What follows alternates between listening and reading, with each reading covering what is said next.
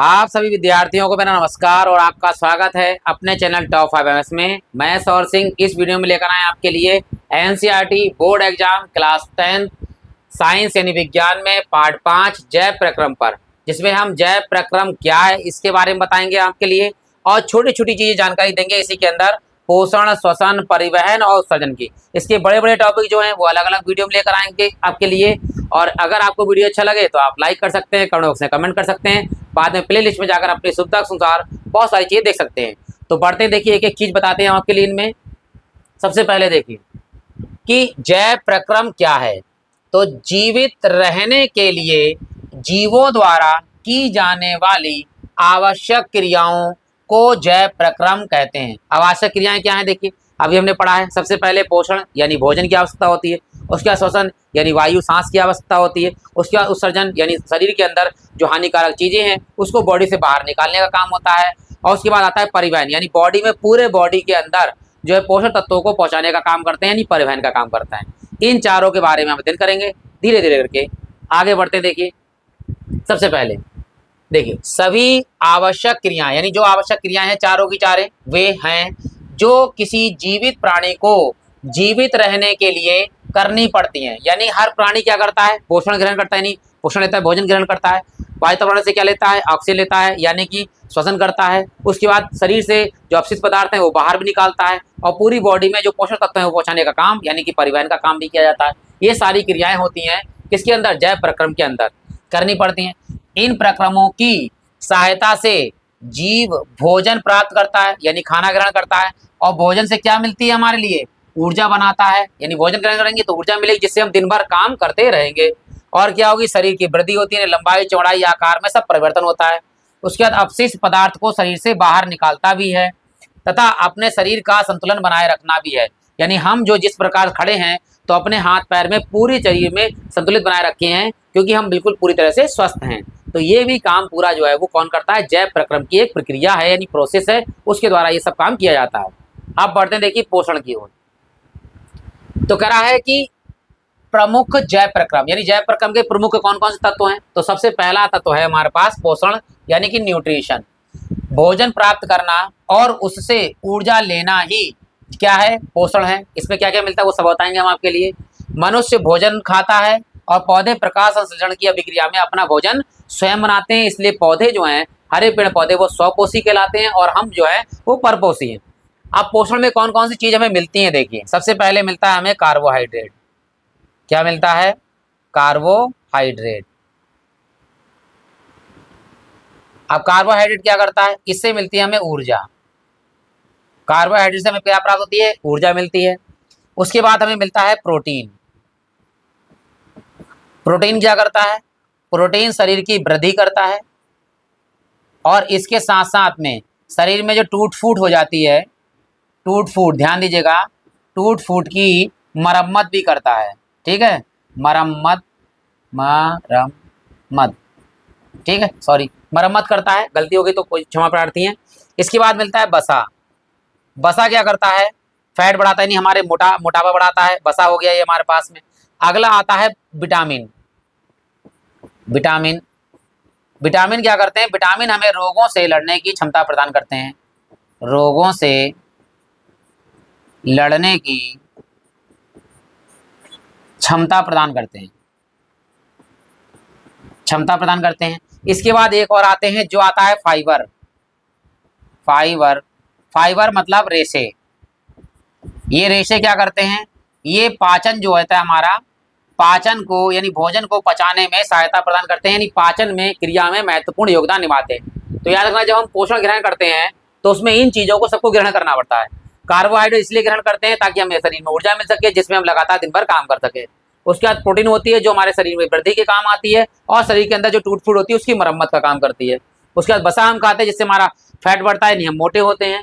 उसके बाद vitamin, vitamin रोगों से लड़ने की क्षमता प्रदान करते हैं। उसके बाद आता है फाइबर यानी रेशे। इन रेशों की सहायता से जो है हमें पाचन क्रिया में सहायता प्राप्त होती है। अब बढ़ते हैं आगे की ओर। देखिए अगला है हमारे पास श्वसन। श्वसन का मतलब होता है रेस्पिरेशन यानी कि सांस लेना, यानी ऑक्सीजन को बॉडी के अंदर पहुंचाने का काम करते हैं। तो भोजन से ऊर्जा प्राप्त करने की प्रक्रिया, इसमें ऑक्सीजन की सहायता से क्या बनता है, ग्लूकोज में टूटता है और ग्लूकोज से हमें क्या मिलती है, एनर्जी मिलती है।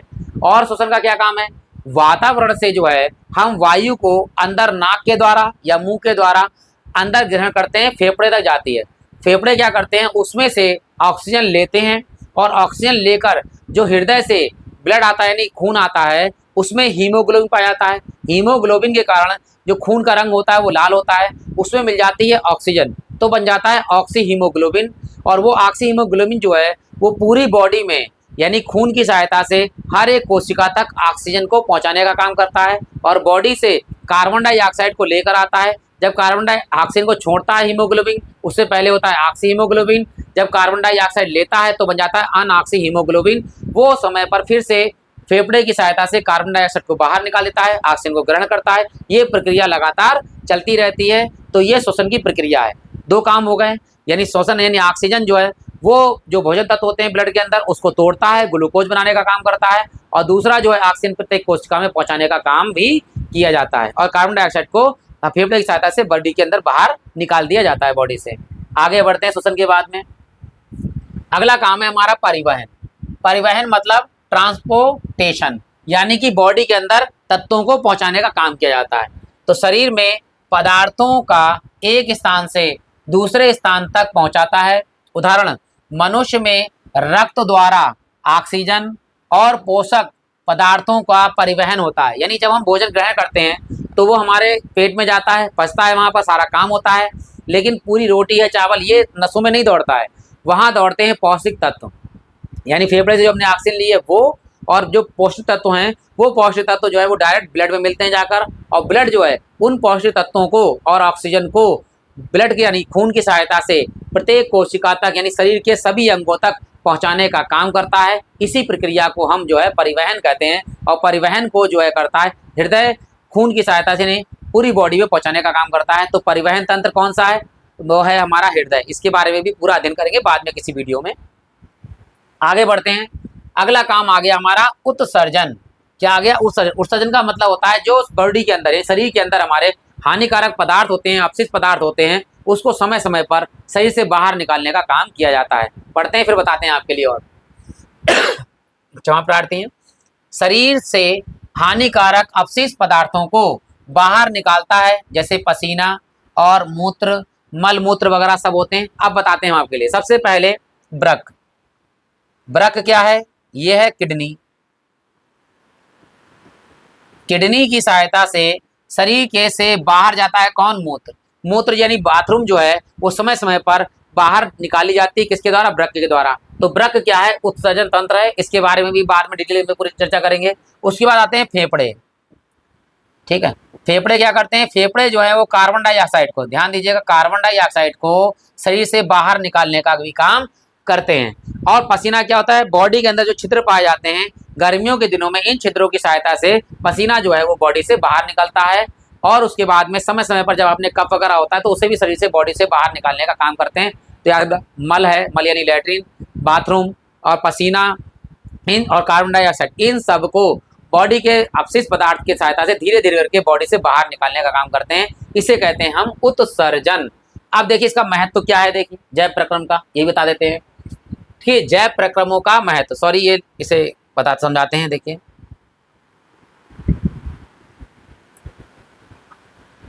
देखिए सबसे पहले जैव प्रक्रम महत्व क्या है। जैव प्रक्रम का महत्व, जीव को जीवित रहने के लिए जैव प्रक्रम की पूरी प्रोसेस यानी ये चारों काम करने पड़ते हैं। उसके बाद में क्या है, वृद्धि के लिए यानी शारीरिक वृद्धि के लिए और मानसिक शारीरिक विकास में जैव प्रक्रम सहायता करता है। अगर हम सही संतुलित भोजन नहीं लेंगे, संतुलित भोजन क्या होता है, संतुलित भोजन जो है वो बॉडी में इसलिए प्रकार होता है ताकि व्यक्ति जो है वो लगातार स्वस्थ रहे, उसके अंदर बॉडी के अंदर जो है कार्बोहाइड्रेट ऊर्जा लगातार मिलती रहे, भरपूर मात्रा में रहे, प्रोटीन हो, वसा हो, हर चीज की मात्रा बराबर बराबर पहुंचती है, उसी को हम संतुलित आहार कहते हैं। यानी बोलते हैं बैलेंस डाइट, जिसके अंदर सारे तत्व उपस्थित होते हैं। अगर वो सब चीजें हम ग्रहण करते रहेंगे तो हमारे लिए सहायता रहेगी और हमारा जीवन लगातार सुचारू रूप से चलता रहेगा। उसके बाद शरीर को ऊर्जा प्रदान करते हैं जैव प्रक्रम की सहायता से, और शरीर का संतुलन बनाए रखना भी जैव प्रक्रम का प्रमुख कार्य है। आशा करता हूं कि आपको जैव प्रक्रम सही लगा होगा, समझ में आया होगा। आपने लाइक कर दिया होगा, नहीं किया तो लाइक कर सकते हैं, कमेंट बॉक्स में कमेंट कर सकते हैं। कोई कमी दिखी हो तब भी आप कमेंट बॉक्स में कमी ले सकते हैं, ताकि हम लगातार उसे धीरे दूर करते जाएंगे। अगला वीडियो जल्दी लेकर आते हैं आपके लिए। इसी के साथ ये वीडियो समाप्त होता है। आप सभी लोगों का हृदय